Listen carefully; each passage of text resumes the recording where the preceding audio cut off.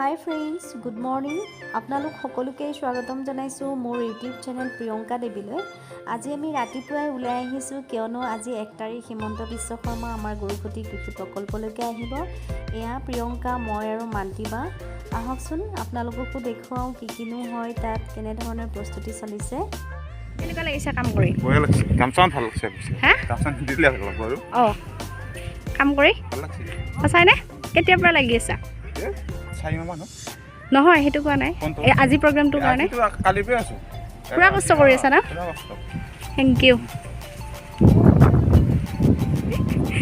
Finally আজি হিমন্ত বিশ্ব শৰ্মা ডাঙৰীয়া আমাৰ সকলোৰে মামা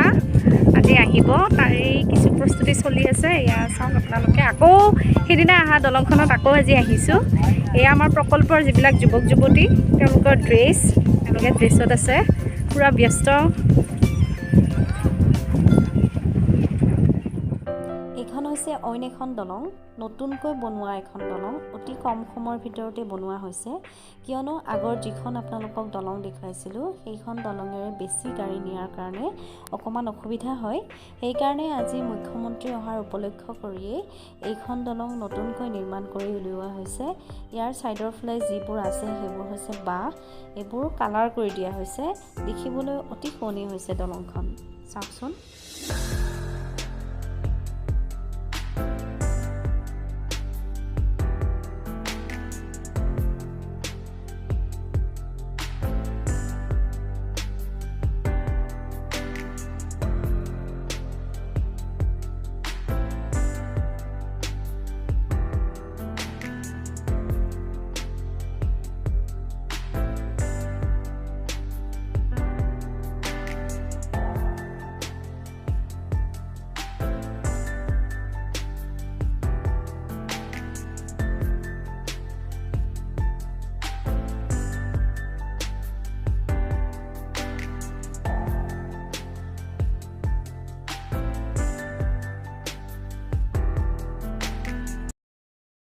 এনেদৰে নৱনিৰ্মিত গৌশালাখন সজাই থকা হৈছে বেলুনেৰে।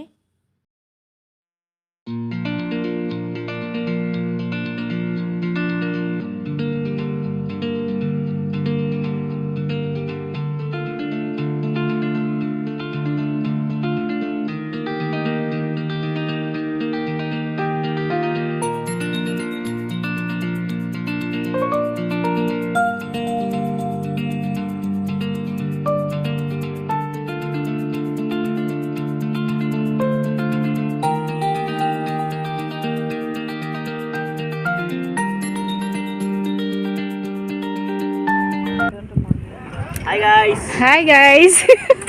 কি খবৰ? একদম বঢ়িয়া কেনেকুৱা অনুভৱ? একদম মজা মজা হে মই ফ্লপ বনাই আছো ৰফ বঢ়িয়া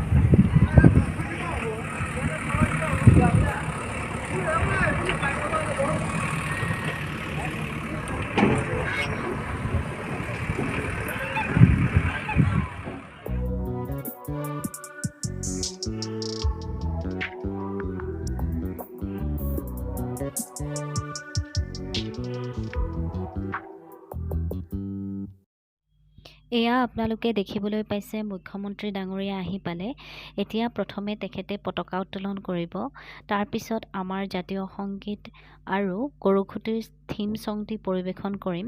আপোনালোকে জনাবচোন গীতটি কেনেকুৱা হৈছে শুনিবলৈ। পৃথিবীৰ কত বিচাৰি জনন্ত লোপা কৰিলেও ও মোৰ পাজাথা ও ৰখমিয়া চাই লওঁ তোমাৰ মুখনি এবাৰ এবাৰ মোৰ পৰোৱানা গুৰুকুটি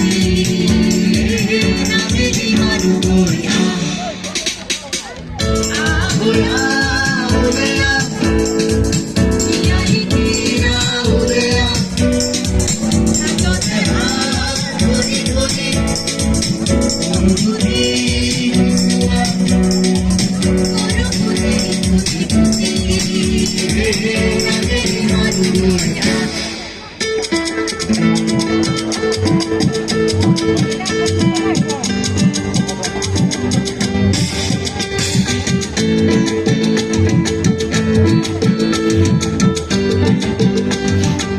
আমি গৰু খুঁটিত চেষ্টা কৰিম নতুন ইতিহাস লিখাৰ বাবে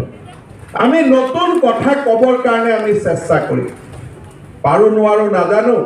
কিন্তু মই বিশ্বাস কৰোঁ অসমীয়াৰ বুকুত অযুত সাহস আছে শক্তি আছে সৌৰ্য আছে বীৰ্য আছে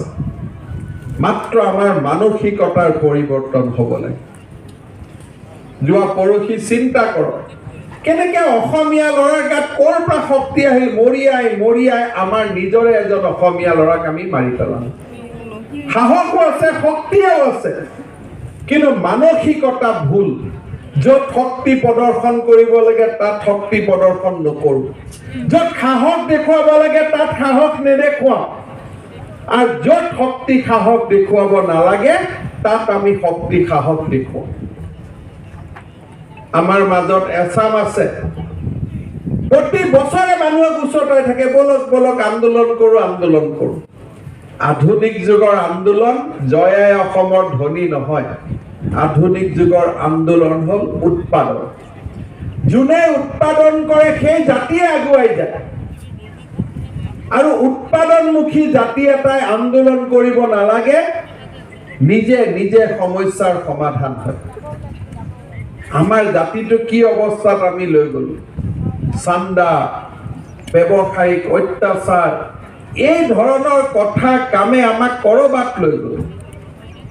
পেঞ্চন টকা পইচা দালাল মাটিৰ কাম পৃথিৱীৰ যত যিমান বেয়া কাম হ'ল আমাৰ মাজৰে একচামে কামবিলাক কৰা আৰম্ভ কৰিম চৰকাৰী কাম মানে আমি যেন ফাঁকি দিবই লাগিব চৰকাৰ বেলেগ আমি বেলেগ কিন্তু আমি এই যে চৰকাৰখন আমাৰ সেই কথা আমি চিন্তা নকৰোঁ যদি শস্যৰ বীজ আহিছে সেই বীজো ক'ত কেনেকৈ বেয়াকৈ খৰচ কৰিব লাগে বিক্ৰী কৰি দিব লাগে ট্ৰেক্টৰ আহিছে ট্ৰেক্টৰ বিক্ৰী কৰি দিব লাগে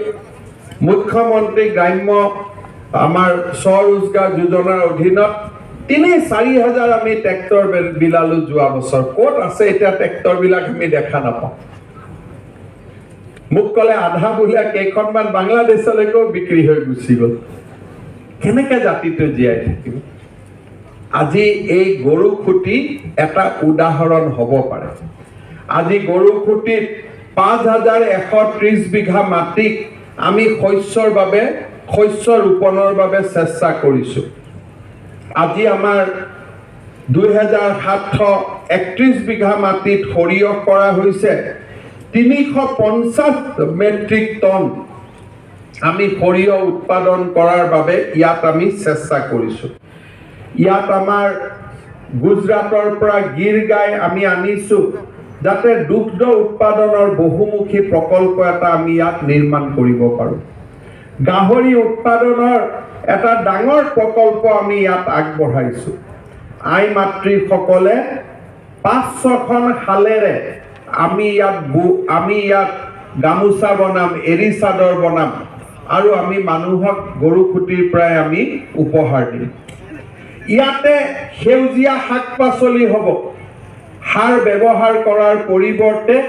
যিমান পাৰোঁ অৰ্গেনিক কৰি আমি মানুহক এটা নতুন পৰিচয় দিম ইয়াত কম্পোজিট ফিছ ফাৰ্মিং হ'ব ইণ্টিগ্ৰেটেড ফিছ ফাৰ্মিং হ'ব এই কামবিলাক আমি আগুৱাই লৈ যাম গৰু খুঁটি প্ৰকল্পত চৰকাৰে সহায় কৰি গৈ থাকিব আৰু এই প্ৰকল্পটোৱে যাতে এক আত্মনিৰ্ভৰশীল অসমৰ পৰিচয় দাঙি ধৰিব পাৰে তাৰ বাবে আমাৰ প্ৰকল্পটোৰ লগত জড়িত আটায়ে প্ৰচেষ্টা কৰিব ৰাইজে সহযোগিতা কৰিব ৰাইজে নখ জোকাৰিলে নৈ বব আপোনালোকে সহযোগিতা কৰক আৰু গৰু খুঁটিক অসমৰ স্বাৱলম্বিতা আৰু আত্মনিৰ্ভৰশীল অসমৰ প্ৰতীক ৰূপে গঢ়ি তোলক ধলপুৰ শিৱ মন্দিৰে আকৌ এবাৰ প্ৰাণ পাব আজি মই ইয়াৰ নামঘৰৰ বাবেও ১ কোটি টকাৰ ঘোষণা কৰি থৈ আহিছোঁ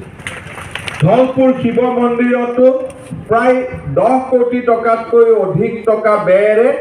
এই 4000 বছৰৰ পুৰণা সনাতনী সংস্কৃতিটোক জীয়াই ৰখাৰ বাবে আমি ইতিমধ্যে কাম আৰম্ভ কৰিছোঁ। বহুতো ৰাইজে মুক্ত হস্তে ইয়াৰ বাবে বৰঙণি দিছে। ৰজাপুখুৰী গাঁৱৰ পৰা আৰম্ভ কৰি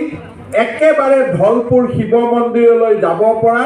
ৰাস্তা আৰু দলং সকলো সময়তে আমি কেনেকে বানপানীৰ এইখন হৈছে তাৎক্ষণিকভাৱে নিৰ্মাণ কৰি উলিওৱা এখন ৰেষ্টুৰেণ্ট, যিখন আজি মুখ্যমন্ত্ৰী মহোদয়ে উদ্বোধন কৰিলে। এনেধৰণৰ আৰু 2-4খন ৰেষ্টুৰেণ্ট ইয়াত হ'ব, কাৰণ ইয়ালৈ যিসকল মানুহে চাবলৈ আহে তেওঁলোকৰ খোৱা লোৱাৰ সুবিধাৰ বাবে আৰু যিসকলে ইয়াত কাম কৰে তেওঁলোকৰ সুবিধাৰ বাবে এইখন পতা হৈছে। বৰ্তমানলৈকে ইয়াত খোৱা লোৱাৰ সুবিধা কৰা হোৱা নাই, কিন্তু পৰৱৰ্তী সময়লৈকে হ'ব। এতিয়া আমি প্ৰজেক্টৰ পৰা আহিলোঁ, একদম ধূলি। CM ছাৰৰ লগত ফটো উঠিলোঁ, তাৰপিছত তাত গান গালোঁ। এতিয়া